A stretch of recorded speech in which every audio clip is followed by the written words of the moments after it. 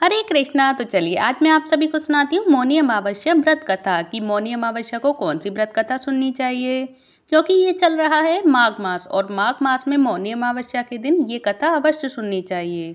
और इस मौनी अमावस्या का महत्व क्या होता है हमारे जीवन में, तो चलिए जानते हैं इसकी सारी जानकारी कि मौनी अमावस्या क्यों मनाई जाती है, मौनी अमावस्या को कौन सी व्रत कथा सुनी जाती है। और हिंदू शास्त्रों के अनुसार यह दिन बहुत पवित्र माना गया है और मान्यता अनुसार माघ मास की अमावस्या को मौनी दर्श तथा माघी अमावस्या के नाम से भी जाना जाता है।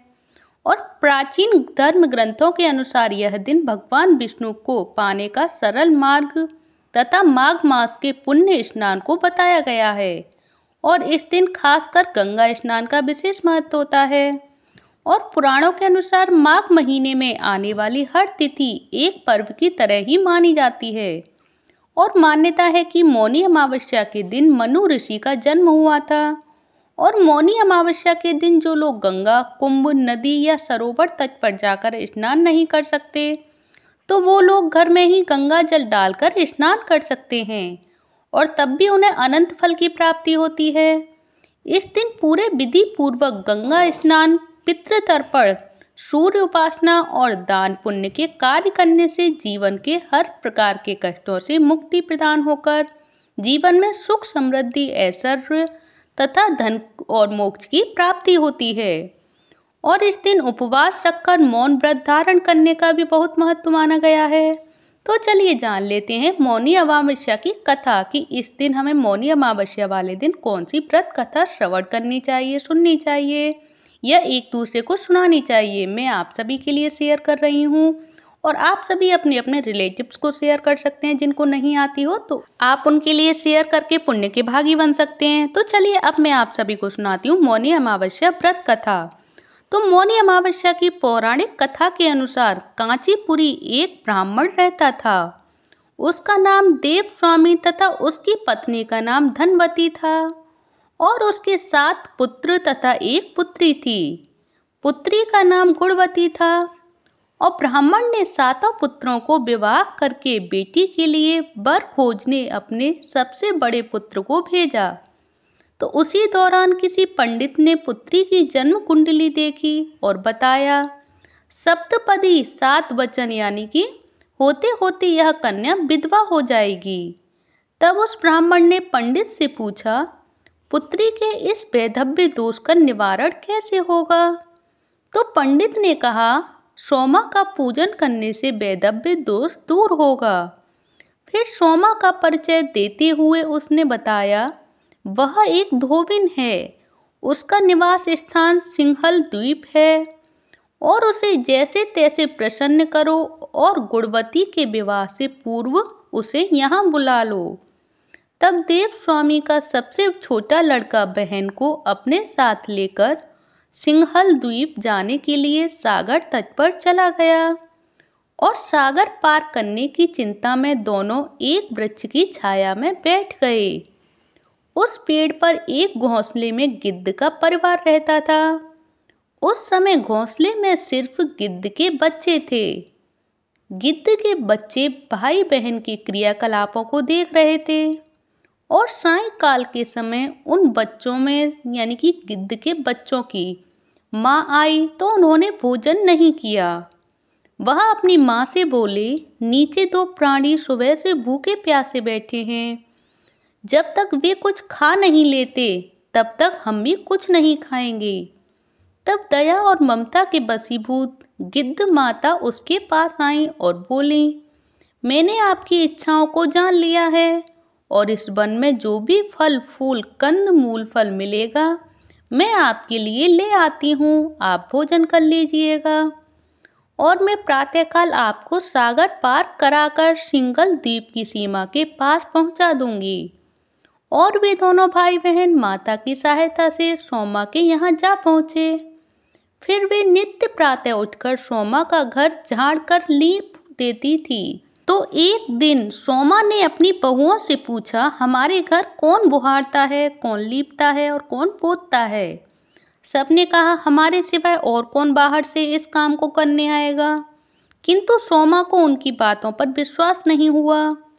तो एक दिन उसने इसका रहस्य जानना चाहा और वह सारी रात जागी और सब कुछ प्रत्यक्ष देखकर जान गई।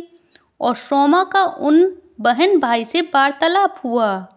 तो भाई ने सोमा की बहन से संबंधी जो सारी बातें थीं वो बता दी और सोमा ने उनकी श्रम साधना तथा सेवा से प्रसन्न होकर उन्हें उचित समय पर उनके घर पहुंचने का वचन देकर कन्या के वैधव्य दोष निवारण का उन्हें आश्वासन दिया।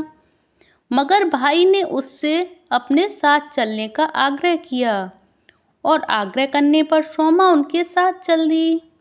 और चलते समय सोमा ने बहुओं से कहा, मेरी अनुपस्थिति में यदि किसी का देहांत हो जाए तो उसके शरीर को नष्ट मत करना और मेरा इंतजार करना।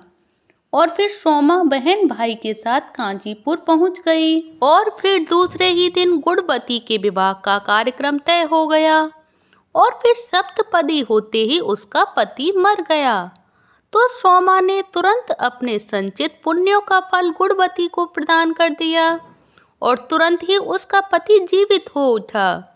और सोमा उन्हें आशीर्वाद देकर अपने घर चली गई। उधर गुड़बती को पुण्य फल देने से सोमा के पुत्र, जामाता तथा पति की मृत्यु हो गई। तो सोमा ने पुण्य फल संचित करने के लिए मार्ग में अस्वस्थ पीपल वृक्ष की छाया में विष्णु जी का पूजन करके 108 परिक्रमाएं की। इसके पुण्य होने पर उसके परिवार के मृतक जन जीवित हो उठे और निष्काम भाव से सेवा का फल मधुर होता है और इस व्रत का यही लक्ष्य है। इस तरह मौनी अमावस्या के पुण्य फल से जो खुशियां वापस आ गईं सभी की और इस व्रत को करने से अनंत फल की प्राप्ति भी होती है। तो ये है मौनी अमावस्या व्रत कथा, जो कि आज के दिन श्रवण करना, सुनना और एक दूसरे को सुनाना आवश्यक होता है। आप सभी को मौनी अमावस्या कथा कैसी लगी प्लीज़ मुझे कमेंट बॉक्स में बताएं और कमेंट बॉक्स में हर हर महादेव अवश्य लिखते हुए जाना, क्योंकि ये माघ मास में मौनी अमावस्या व्रत कथा अवश्य सुननी चाहिए। तो चलिए अब मैं आप सभी को सुनाती हूँ मौनी अमावस्या की एक दूसरी कथा। और मौनी अमावस्या की कथा यह संदेश देती है कि मौन केवल शब्दों का ही नहीं होना चाहिए, बल्कि यह अपनी आंतरिक शक्ति और ऊर्जा को जागृत करने का माध्यम है। मौनी अमावस्या का महत्व आत्म संयम और ध्यान में निहित होता है, जो जीवन में सकारात्मकता और शुद्धता लाता है। और मौनी अमावस्या जो 29 जनवरी को 2025 को पड़ रही है और आप भी इस दिन का लाभ उठाएं और मौन रहकर ये कथा अवश्य सुने या पढ़ें और एक दूसरे के साथ शेयर भी करें। तो मौनी अमावस्या और महर्षि अत्रि की ये कथा है, जो पौराणिक मान्यताओं के अनुसार एक समय की बात है जब महर्षि अत्रि और उनकी पत्नी अनसुईया तपस्या में लीन थे। तब उनकी तपस्या इतनी प्रभावशाली थी कि सभी देवता और ऋषि मुनि उनके तपोबल से प्रभावित थे। लेकिन उनके तप से कुछ असुर विचलित हो गए और उन्होंने उनके आश्रम में विघ्न डालने की एक योजना बनाई और असुरों ने उनके आश्रम के चारों ओर नकारात्मकता ऊर्जा फैला दी, जिससे वहां का वातावरण दूषित हो गया। और महर्षि अत्रि ने महसूस किया कि यह कोई सामान्य समस्या नहीं है और उन्होंने देवी सरस्वती का आवाहन किया और मौन धारण कर गहरे ध्यान में चले गए। फिर इसी के पश्चात मौन धारण करने से महर्षि अत्रि ने अपनी आंतरिक ऊर्जा को जागृत किया और अपने तपोबल से चारों ओर की नकारात्मक ऊर्जा को समाप्त कर दिया। और ऐसा माना जाता है कि उनके इस मौन के कारण ही उस दिन अमावस्या के कालेपन में भी एक दिव्य प्रकाश उत्पन्न हुआ था और यही दिन मौनी अमावस्या के रूप में जाना जाने लगा। तो इस घटना के बाद स्वयं मनु महाराज ने महर्षि अत्रि के तप और मौन के महत्व को स्वीकार करते हुए कहा कि इस दिन जो व्यक्ति मौन रहकर आत्मनिरीक्षण करेगा और नदियों में स्नान करेगा, उसे अद्वितीय पुण्य प्राप्त होगा। और साथ ही यह भी माना गया कि इस दिन मौन रहना आत्मा की शुद्धि और ऊर्जा को संतुलित करने का सबसे प्रभावी उपाय रहेगा। तो यही है मौनी अमावस्या की व्रत कथा और मौनी अमावस्या को हमें किस तरह से ऊर्जा को संचित करना है अपने अंदर। तो आप सभी को ये कथा कैसी लगी, क्योंकि मैंने आप सभी को सुनाई है मौनी अमावस्या की 2 कथाएं, जो आप सभी को इस माघ मास की मौनी अमावस्या को, यानी कि जो इस बार 29 जनवरी को हो रही है, इस दिन आप सभी जरूर सुने, जरूर एक दूसरे के साथ शेयर भी करें, जिससे आप सभी भी पुण्य के भागी बन सकते हैं। तो आप सभी को ये मौनी अमावस्या की दोनों कथाएं कैसी लगी, प्लीज़ मुझे कमेंट बॉक्स में बताएं। अगर आप सभी को अच्छी लगी हो तो प्लीज़ एक वीडियो को लाइक कर दें, चैनल को सब्सक्राइब करें और कमेंट बॉक्स में हर हर महादेव अवश्य लिखें। धन्यवाद। हरे कृष्णा, हरि बोल।